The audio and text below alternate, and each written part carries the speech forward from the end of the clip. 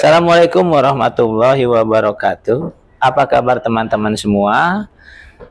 Bertemu lagi dengan saya di channel ini. Saat ini saya sedang bersama seorang aktivis senior di Jakarta dan beliau merupakan salah seorang pendukung dari paslon 02 Prabowo Gibran di Pilpres 2024. Beliau bernama Bapak Sugianto. Apa kabar, Pak? Baik, Bang Rahman. Baik. Seperti teman-teman kita ketahui bahwa pada tanggal 14 kemarin telah dilakukan quick count setelah pencoblosan pada siang hari dan hasilnya Prabowo Gibran mendapat suara di atas 50%. Bahkan ada yang salah satu lembaga survei yang melakukan quick count menyebutkan angkanya mencapai 59% lebih. Itu artinya Prabowo Gibran berpotensi menang satu putaran dan berpeluang menjadi presiden dan wakil presiden untuk periode 2024 dan 2029. Sekarang kita akan mengobrol pada beliau, memang salah seorang pendukung militannya nih. Bagaimana pendapat beliau atas kemenangan tersebut? Pak Sugianto, bagaimana pendapat Anda atas kemenangan Prabowo Gibran? Meskipun masih versi quick count ya. Jadi begini, Bang Rahman, Pilpres telah usai. Ya. Jadi the game is over. Artinya Prabowo Gibran menang. Dasarnya adalah exit poll, ya, kemudian diikuti dengan quick count, sedang berjalan real call. Jadi berdasarkan quick count dari beberapa lembaga survei, termasuk Kompas ya, Litbang Kompas, itu menyebutkan angka kemenangannya itu di kisaran 55 sampai 60%. Bervariasi ya, bervariasi beberapa lembaga survei. Tapi angka kemenangannya itu di kisaran situ ya, sekitar 55 sampai 60% ya, untuk Prabowo Gibran. Dasar apa? Hasil quick count ya.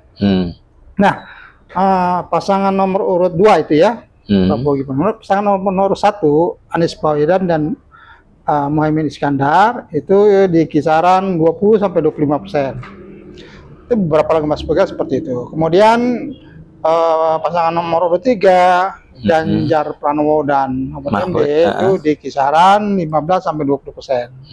Jadi bermain di angka itu kira-kira. Nah, sekarang sudah masuk ke real count KPU ya. Itu juga seperti itu. Saya lihat tadi itu angkanya di sekitaran 56%. Nah, jadi relevansinya ada hampir sama ya. Nah, jadi ini hampir bisa dipastikan Prabowo Gibran menang, dan telah diikuti oleh semacam pernyataan kemenangan ya oleh Prabowo Gibran di Istora Senayan kalau nggak salah itu ya, dan tanggal hari yang sama ya, malamnya gitu ya, pantas. Ya. Tapi sayangnya belum diikuti pernyataan kekalahan atau mengakui kemenangan Prabowo Gibran dari pasangan nomor urut 1 Anies Baswedan dan Ganjar itu ya. Ya, kita masih bisa mentoleransi, memaklumi kondisi ini ya. Tapi banyak kemudian pro kontra ya, artinya tantangan ya, penolakan dan sebagainya yang menganggap bahwa itu masih kecurangan ya, kemudian dianggap masih belum menang ya. Kalau masih dianggap belum menang masih ada relevansinya ya, karena masih harus menunggu hasil real count yang seharusnya dari KPU. Kemudian ada penolakan kecurangan dan sebagainya. Nah, itu yang menurut saya itu ya dalam konteks demokrasi wajar ya, kita mengerti. Nah, cuma dalam prinsip demokrasi ya, itu sebenarnya bisa dikatakan aneh gitu ya. Aneh dan ajaib lah ya gitu. Kenapa anehnya, Mas? Ya karena angka selisihnya itu ya, itu relatif kontras ya, Ya jauh sekali. sangat jauh ya, sangat jauh gitu. Jadi kalau misalnya kedua pasangan itu digabung juga masih kalah gitu ya. Nah, berdasarkan ketentuan konstitusi Undang-Undang Dasar 45 bahwa untuk bisa menang pilpres dan dilantik itu ada 3. Pertama, suaranya harus 50%. Ya. Kemudian kedua, kemenangannya harus menyebar merata ya di 50% lebih ya. Kalau provinsi ada 38 ya, berarti di atas 38 dibagi 2 artinya 19, artinya harus ada 20% gitu ya. Kemudian tidak boleh kalah di bawah 20%. Itu ya. Jadi kalau dengan kemenangan mutlak seperti ini, ini satu putaran, ya. Artinya pasangan Prabowo Gibran bisa menang bebas dan dilantik. Nah, kenapa masih pro kontra kita masih bisa mentoleransi? Iya, wajar itu wajar. Tapi kalau tadi saya tegaskan kalau berdasarkan prinsip demokrasi, ya, rumus quick count ini adalah ilmu pasti sesungguhnya, gitu. Dia ada metodenya, ya, ada ilmunya, ada caranya, dan ini berlaku di seluruh dunia. Ya, di setiap negara melakukan ini, termasuk negara besar ya seperti Amerika, yang menggunakan rumus quick count ini untuk cepat untuk mengetahui siapa pemenangnya secara cepat, gitu ya. Dan biasanya di negara-negara demokrasi yang maju, ya, hasil quick count itu tidak dipertentangkan, gitu. Karena sesungguhnya ini adalah alat kontrol untuk mengontrol hasil count. Jadi jangan dibalik logikanya. Jadi jangan dibalik logikanya bahwa quick count ini kemudian dijadikan patokan untuk menentukan hasil real count-nya. Itu pendapat yang logika yang terbalik. Sesungguhnya prinsipnya quick count ini untuk mengontrol ya, hasil daripada real count, gitu. Jadi agar real count jangan main-main, jangan macam-macam. Ini sudah kita ketahui dulu, publik sudah mengetahui, gitu. Kenapa prinsipnya seperti itu? Karena quick count itu bisa dilakukan oleh siapa saja. Dalam hal ini masyarakat, gitu loh. Nah, dalam konteks ini semua masyarakat siapapun bisa melakukan itu. Tentu ada ketentuan dan syarat-syaratnya. Artinya kalau dicurigai quick count ini settingan, memang sudah disiapkan. Ada beberapa kritikus mengatakan bahwa 2.000 sampel TPS-nya itu siluman, tidak diketahui dari mana sebabnya dan asalnya, gitu ya. Itu naif sekali, gitu. Naif. Kenapa? Karena mereka misalnya pasangan 1 Amin ya, atau pasangan nomor 3 Ganjar itu juga bisa melakukan quick count. Dia juga bisa meng-hire lembaga-lembaga survei yang dipercaya untuk menghitung quick count. Artinya mereka bisa sama-sama melakukan itu, atau bahkan masyarakat juga bisa melakukan itu, kan ada saksi-saksi. Jadi kalau seandainya hasil 10 lembaga quick count mempublikasikan hasil yang kemenangan buat Prabowo, kenapa tidak mereka juga menggunakan hasil lembaga survei ya, 20 barangkali bisa lebih atau 30 yang juga mengeluarkan hasil yang sama, gitu. Wah, pasangan ini beda, hasil quick count beda, kita beda, gitu. Ya, kan itu kan bisa dilakukan oleh mereka, gitu. Artinya apa? Quick count ini sebenarnya alat kontrol, gitu loh. Jadi agar pada saat nanti penghitungan yang sebenarnya, Anda jangan main-main pemerintah. Kita sudah punya ini masyarakat ini berdasarkan hasil quick count sudah memberikan sinyal bahwa yang menang ini si A, si B, gitu loh. Itu prinsip quick count. Jadi jangan dibalik definisinya seolah quick count ini adalah settingan untuk diarahkan agar real count-nya itu mengikuti quick count. Itu pemikiran bodoh. Pemikiran bodoh, gitu ya. Jadi quick count itu adalah ilmu pengetahuan, dibuat berdasarkan metodologi. Apa tujuan alat kontrol? Alat kontrol apa? Agar penghitungan real count-nya tidak macam-macam. Gitu loh. Mas, ini juga menarik. Kan kalau kita lihat Prabowo pernah kalah waktu jadi Wapres Megawati. Kemudian 2014 dia juga sebagai capres dia kalah. 2019 dia juga kalah sebagai capres. Nah, sekarang menang. Nah, Mas melihatnya gimana nih? Ada apa di balik ini? Jadi pertama begini ya, saya barusan menulis ya, judulnya itu adalah keadilan kodrat alam menyertai Prabowo ya dalam kemenangan Pilpres 2024 mengalahkan Anies dan Ganjar, gitu ya. Jadi begini loh, saya melihat bahwa sepertinya alam berpihak kepada Prabowo. Gitu ya. Artinya ada keadilan kodrat alam. Kenapa? Lagi loh, kalau kita bandingkan antara Capres Anies dan Capres Ganjar terhadap Prabowo ya, dalam upaya mengikuti konsultasi pemilihan presiden dan wakil presiden ya, itu kontras sekali. Mereka itu anak bawang, yang namanya Anies Baswedan, Ganjar Pranowo itu anak bawang dalam kontestasi pencalonan presiden dan wakil presiden baru tahun ini, baru 2024. Lah, alam kan mencatat ini, alam kan merekod ini, gitu loh. Kemudian alam melihat bahwa yang namanya Prabowo Subianto, dia ini sudah berkeringat, sudah berusaha, sudah bekerja, sudah melewati proses yang panjang, getir, pahit dan sebagainya dari tahun 2004 loh. Prabowo itu mengikuti konsentrasi Golkar ya, melalui konvensi. Sudah ikut Prabowo. Nggak lolos tapi ya? Gagal ya. Ya, waktu itu yang ikut Abdul Jabbar, kemudian Prabowo, Wiranto, siapa lagi itu ya? Yang menang adalah Wiranto ya. Wiranto jadi calon presiden ya tahun 2004 ya. Nah, Prabowo gagal karena mereka masih kader Golkar tuh. Wiranto kader Golkar, Prabowo kader Golkar, Akbar Tanjung waktu itu ketuanya Akbar Tanjung kalah. Artinya itu sudah mengikuti proses alam ya.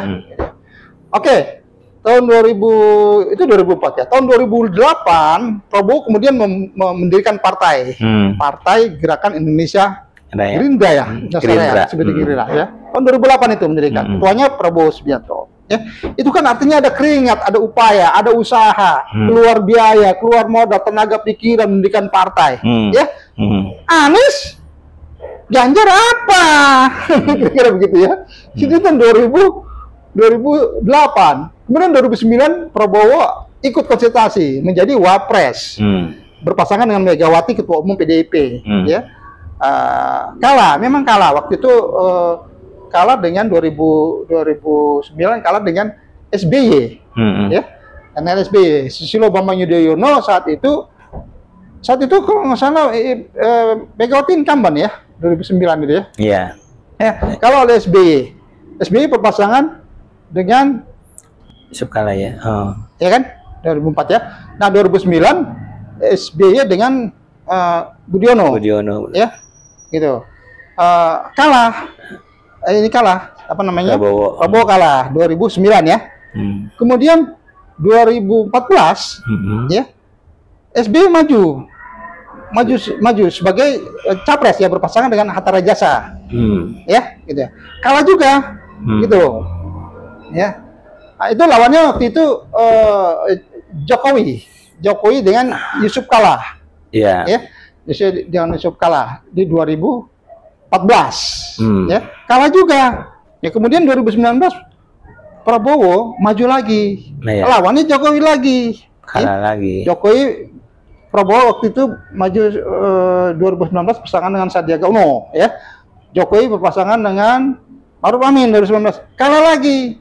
Coba bayangkan, proses alamnya itu sudah panjang gitu loh. Jadi kalau dibandingkan sama Anies sama Ganjar, ya nggak ada apa-apanya. Baru kemarin ini belum berkeringat, belum berdarah-darah, belum keluar biaya tenaga dan sebagainya. Sementara Prabowo sudah melalui proses yang panjang gitu loh. Dalam konteks ini ya, saya melihat bahwa alam menilai bahwa adil bila Prabowo menang. Alam ya. Makanya kodrat alam menyertai Prabowo gitu.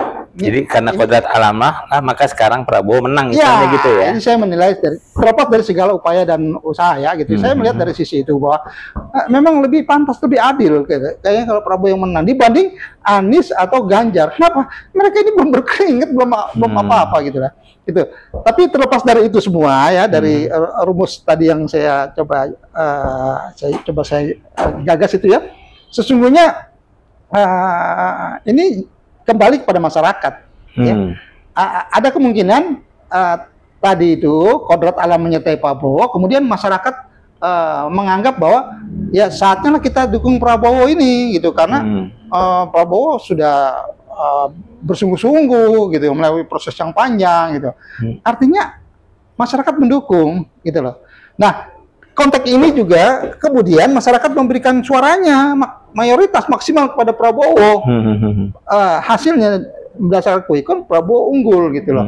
Nah, terkait dengan Prabowo unggul timbul pro kontra gitu ya. Ini juga kan sebenarnya hal yang nggak masuk akal gitu ya. Kalau seandainya masyarakat memang tidak menginginkan Prabowo atau ada curang dan sebagainya, ya ada curang gitu ya. Contoh misalnya di Jakarta.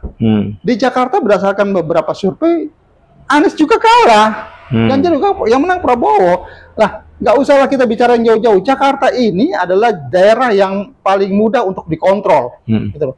Siapapun bisa melihat, siapapun bisa mengetahui yang terjadi di TPS setiap saat, setiap detik gitu ya. Itu kan bisa dilihat, bisa dipantau. Kalau memang masyarakat melakukan kecurangan atau masyarakat tidak mengendaki Prabowo unggul, itu di masing-masing TPS itu tidak ada surat Prabowo. Atau dalam kata kuncinya Prabowo pasti tertinggal jauh dengan Anies atau Ganjar Pranowo. Tapi faktanya di Jakarta kita lihat Prabowo menang. Artinya masyarakat masih menginginkan Prabowo. Dalam konteks itu artinya klaim kecurangan itu menjadi tidak relevan, gitu. Menjadi tidak fair, jadi tidak masuk akal. Kenapa? Ya kalau memang ada curang, kalau memang Prabowo tidak disukai, ya dipilih oleh masyarakat. Dan itu terjadi di semua TPS. Tapi faktanya masyarakat menginginkan Prabowo. Masyarakat ini juga terlepas dari Jokowi efek ya, Jokowi istilahnya efek Jokowi ya. Ada kemungkinan efek Jokowi ya. Kemudian tadi juga ya alam berpihak pada Prabowo, menganggap lebih adil jika Prabowo yang menang gitu.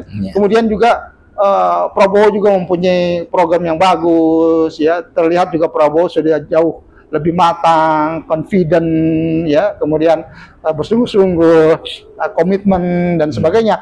Kemudian masyarakat menilai bahwa lebih pantas Prabowo dipilih kemudian untuk memimpin negeri ini dalam 5 tahun ke depan. Itu sebenarnya kata kuncinya tentang Prabowo menang. Mas, pertanyaan berikutnya nih. Setelah nanti Pak Prabowo dilantik gitu ya sama Gibran ya menjadi presiden, apa yang paling Mas harapkan dari Prabowo untuk kemajuan bangsa ini, Mas? Ya, pertama begini. Saya kan mendirikan Hasrat ya, himpunan masyarakat Nusantara ya, dalam rangka mendukung Prabowo Gibran menang Pilpres 2024 satu putaran. Ya sejak awal saya dirikan, sejak awal saya gagas ini, saya berkomitmen bahwa kita akan memenangkan Prabowo satu putaran dan memberikan dukungan penuh ya melalui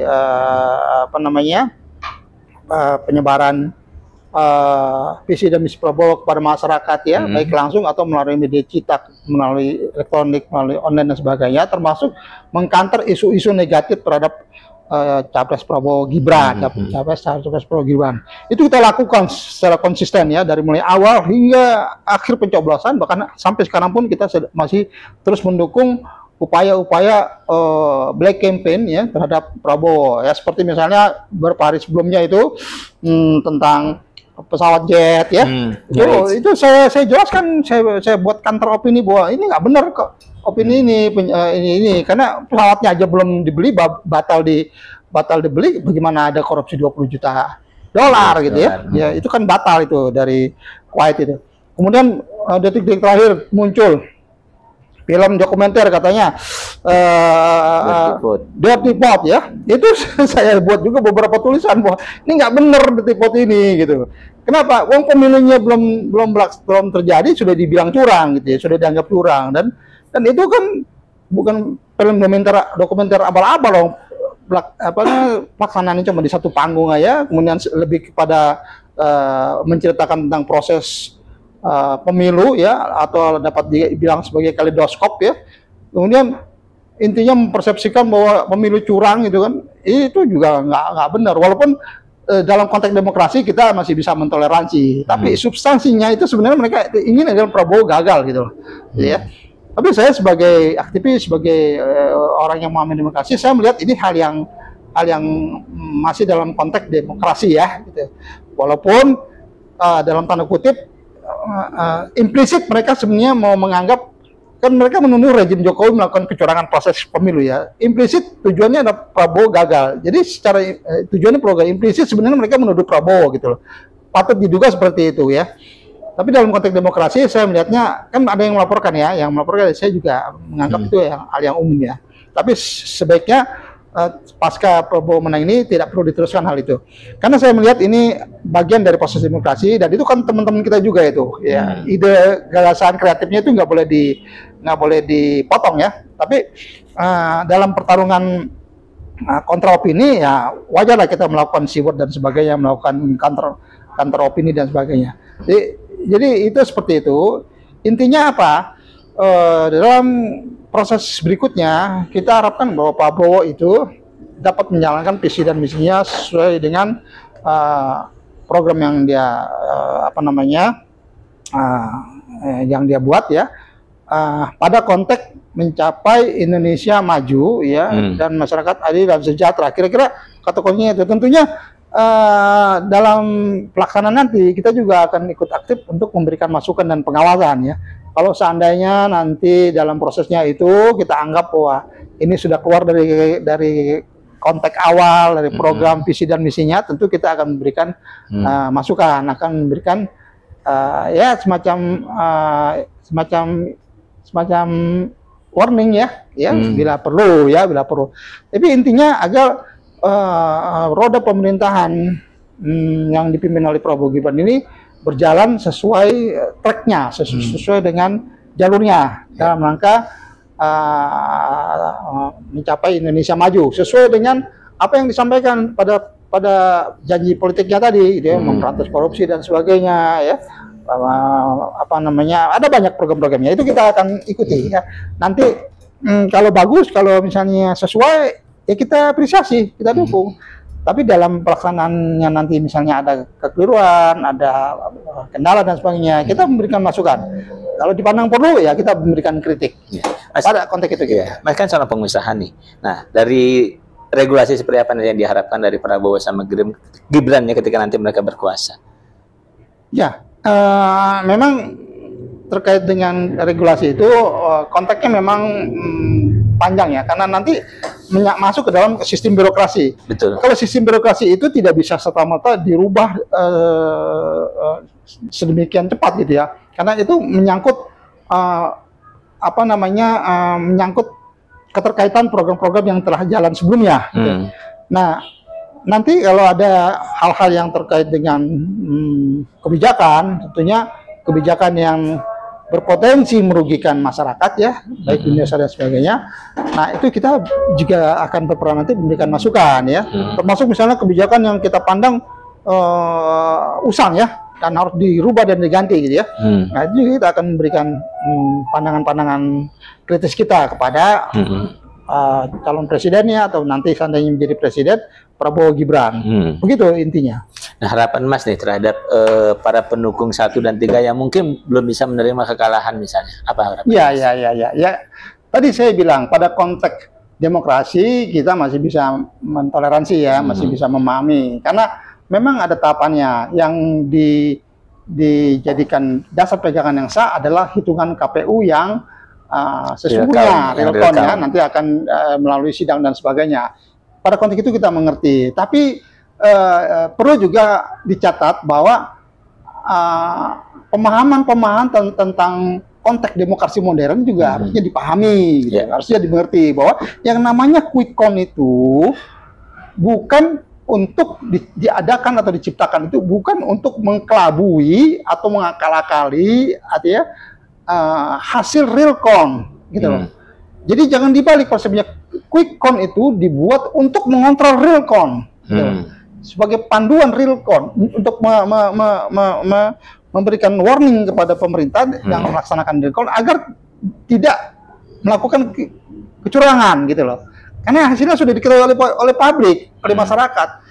Kenapa? Karena real count itu, quick count itu ada teorinya, itu ada ilmunya, dan itu dipakai di seluruh negara bahkan Amerika Serikat. Sehingga apa? Tidak mungkin real count itu seperti rumus matematika 1+1 sama dengan 2. Tapi dia menggunakan teori, menggunakan rumus-rumus yang memang secara matematik bisa dipertanggungjawabkan, secara akademis bisa dipertanggungjawabkan. Jadi mereka juga tidak perlu, boleh mereka berargumen ini, tapi tidak perlu melakukan hal-hal yang di luar konteks ya. Artinya hal-hal yang anarkis, hal-hal yang sebagainya. Sepanjang masih dalam konteks jalur ya, itu masih bisa ditoleransi. Artinya apa? Kalau misalnya ada pelanggaran-pelanggaran, ada kecurangan-kecurangan, itu ada mekanismenya, ada sarananya, ada salurannya, ya kan, bisa dilaporkan kepada Bawaslu, kemudian ada proses gugatan melalui Mahkamah Konstitusi dan sebagainya. Ya, kalau seandainya mereka mau ke sana. Tapi saya melihat bahwa ini margin selisihnya itu kontras sekali, jauh sekali, sehingga hal-hal yang mengarah ke sana itu menurut saya ya akan sia-sia gitu. Kalau selisihnya itu seperti Pilpres 2029 yang bedanya sedikit antara Jokowi dan Prabowo, itu mungkin masih ada relevansinya. Kita berdebat, kita berargumen, kita menolak dan sebagainya. Pilihannya adalah kalah atau menang ya. Tapi kalau sekarang ini sudah tertinggal jauh gitu. Jadi kalau kita berdebat dan sebagainya, kemudian ujungnya adalah 2 putaran. Bagaimana bisa ketemu rumus 2 putaran gitu kan? Sedangkan di putaran pertama aja jaraknya sudah relatif jauh gitu. Jadi saya melihat bahwa sia-sia hal yang. Tapi upaya itu kita harus hormati, harus kita terima sebagai suatu fakta politik atau fakta demokrasi bahwa memang ada sarana itu, ada upaya itu, ada keluhan itu, ya memang harus diberikan, harus diakui, dan sarana dan fasilitasnya harus, salurannya harus memang dipersiapkan untuk mereka. Hanya tidak boleh keluar dari konteks demokrasi dalam arti anarkis dan sebagainya, ugal-ugalan dan sebagainya. Karena kalau itu yang dilakukan, maka pemerintah akan tegas. Pemerintah akan tegas. Kenapa?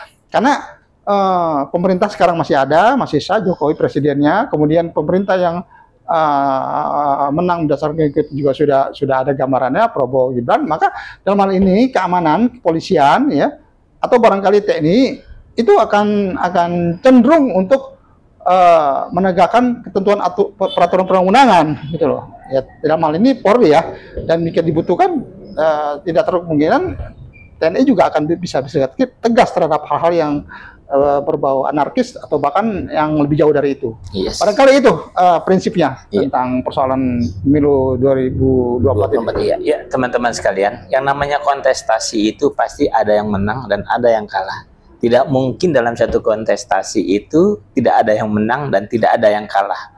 Begitu kan? Nah, terima kasih Pak Sugianto. Nah, teman-teman sekalian, semoga apa yang beliau sampaikan bermanfaat, menambah wawasan bagi teman-teman semua. Kita bertemu lagi pada podcast yang selanjutnya ya. Assalamualaikum warahmatullahi wabarakatuh. Waalaikumsalam warahmatullahi wabarakatuh.